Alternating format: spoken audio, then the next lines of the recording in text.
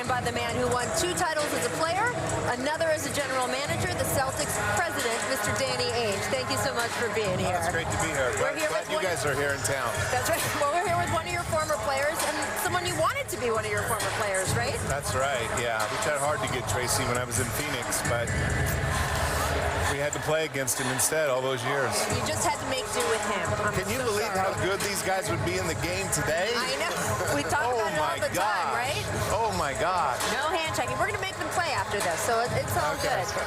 Look, I want to talk to you about Jason Tatum because he told me earlier today that once he was selected as an All-Star, he said he felt like the pressure just lifted off of him.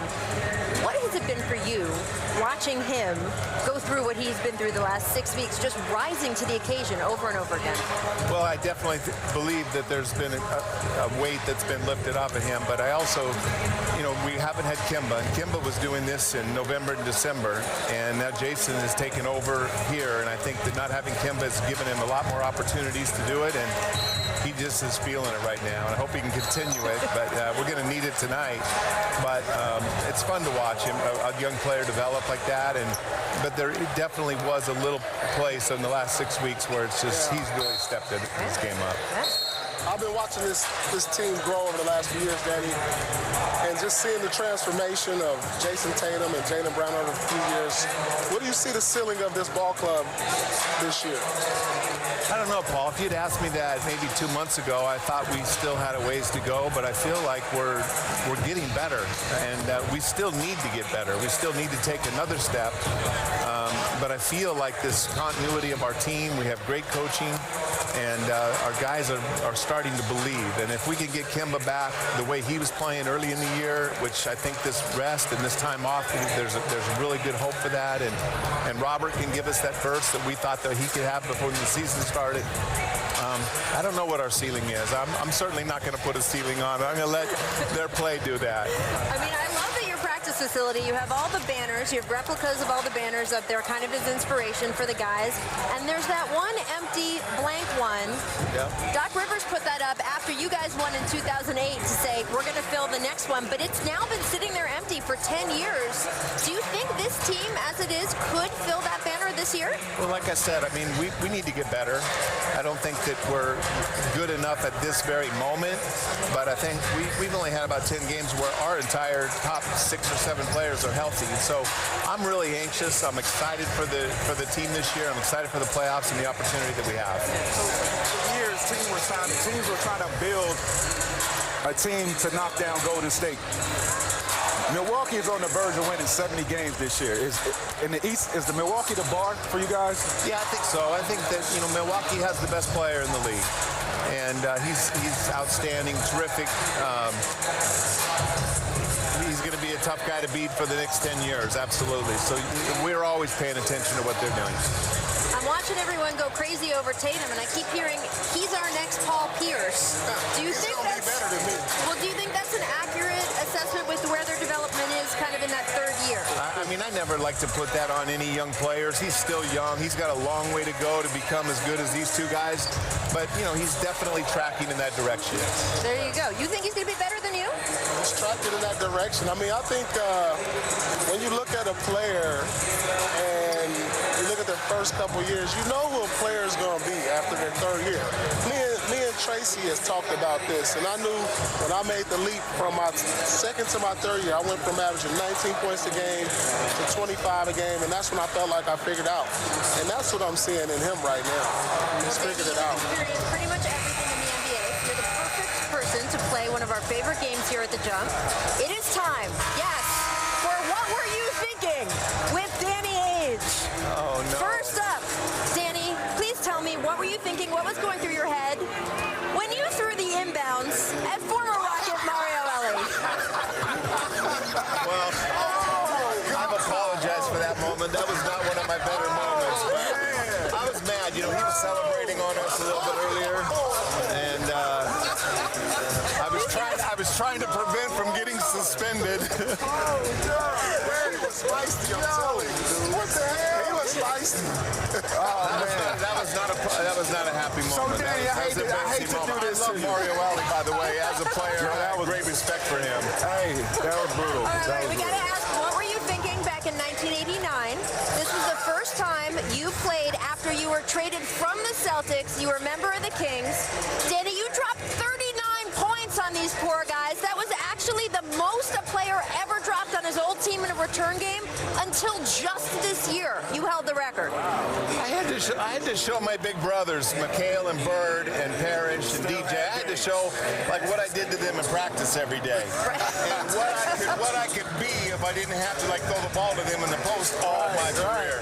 So in that game, that's what I was thinking that moment. But then as the season went along and we only had 28 wins, I was wishing I had them on my something team. different.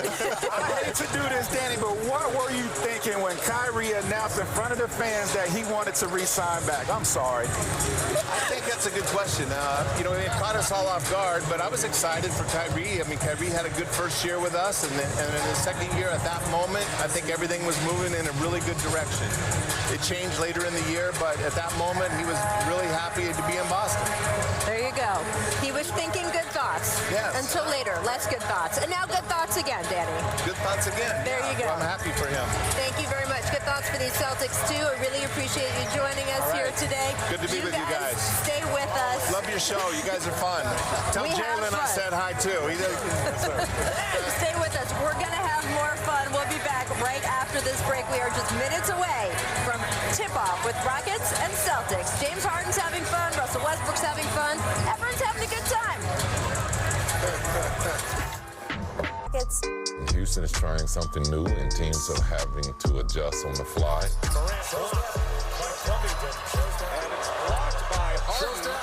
The block by Covington. Westbrook with an education and anticipation there.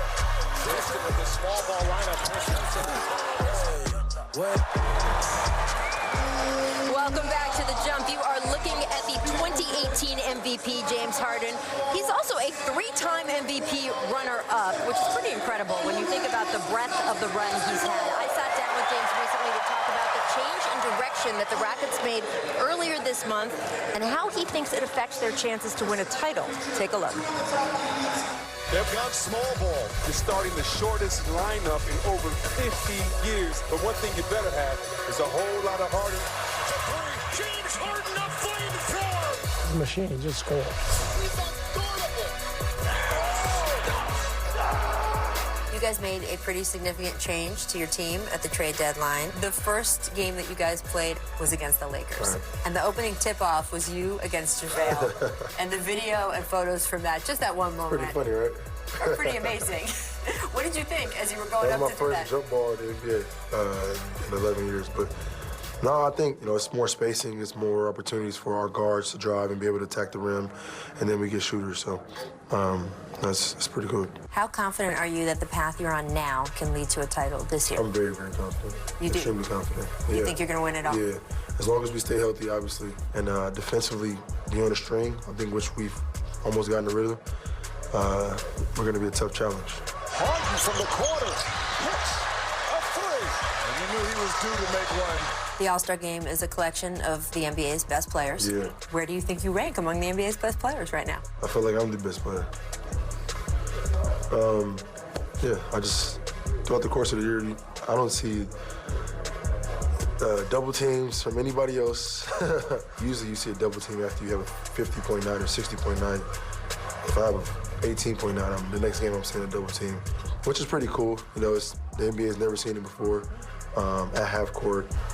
So I'm just trying to figure ways to, obviously, be great in that. It's interesting to me because the NBA's own website has an MVP ladder, their rankings for MVP. They list the top 5 players. You're not even in there, James. I know, that's crazy. What do you think of that? And I still lead the league in scoring. Third straight year you've led the league in scoring. Yeah.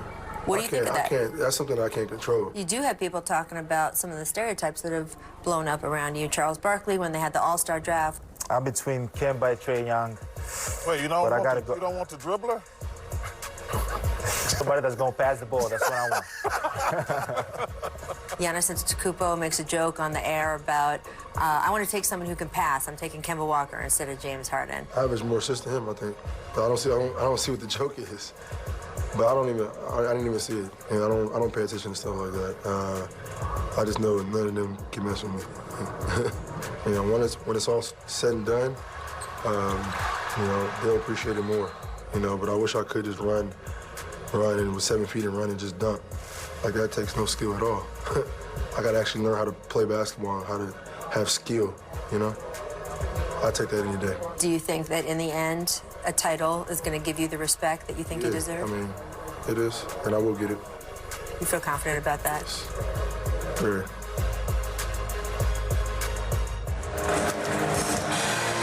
Wow, James definitely keeping it 100 there with how he feels.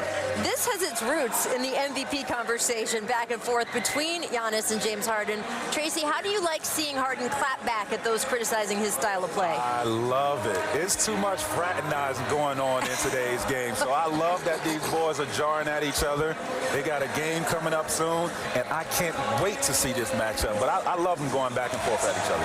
Yeah, James took that personal. You know, even though Giannis looked like as if he was joking, James is not joking right now. He's on a quest for a title.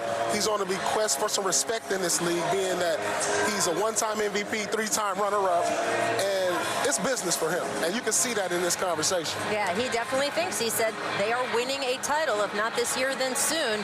Games like tonight are important steps in that. All right, coming up, Paul's old boss is going to join us here. Celtics General Manager Danny Ainge will be on the program, so stick with us. We'll be right back.